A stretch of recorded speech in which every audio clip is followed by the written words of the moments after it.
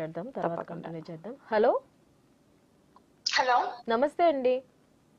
నమస్తే అండి. మీ పేరు చెప్పండి అమ్మా. నా పేరు రూపా అండి. రూప, ఎక్కడి నుంచి కాల్ చేస్తున్నారు? ఇక్కడ మేడం అమీర్పేట నుంచి కాల్ చేస్తున్నాను. ఓకేనండి. మన ప్రోగ్రామ్ చూస్తున్నారా? మన బ్రాహ్మణి మ్యాట్రిమోనీ ద్వారా మీకు ఎలాంటి సర్వీస్ కావాలని అంటారు? అంటే ఏదైనా ప్రొఫైల్ గురించి ఏమైనా తెలుసుకోవాలనుకుంటున్నారా? అవునండి, అంటే ఐ మీన్ అందరూ అఫ్ కోర్స్ అందరూ ఉన్న వాళ్ళు అయితే ఉన్నారు కదా, కొంచెం middle class, lower middle class ఉన్న వాళ్ళు కూడా ఉంటారు. సో వాళ్ళకి మ్యాచెస్ చూసేటప్పుడు ఎటువంటి అంటే మీన్ ఫీజెస్ కానీ లేదా అర్థల వాళ్ళకి కూడా అలాంటి వాళ్ళకి కూడా చూస్తారు. ఆమె అంటే కట్నం తీసుకునే వాళ్ళు ఉంటారు, ఇవ్వలేని వాళ్ళు ఉంటారు. దాని గురించి కనుక్కుందామని చేశాను. యాక్చువల్లీ మాకు కజిన్ ఒకళ్ళు ఉన్నారు, చదువుకునే పాప అయితే డిగ్రీ, బాగుంటుంది, హైట్, పర్సనాలిటీ, కలర్ అంతా కూడా పాప. సో అంటే తను ఎక్కువ కట్నం ఇచ్చుకోలేదు.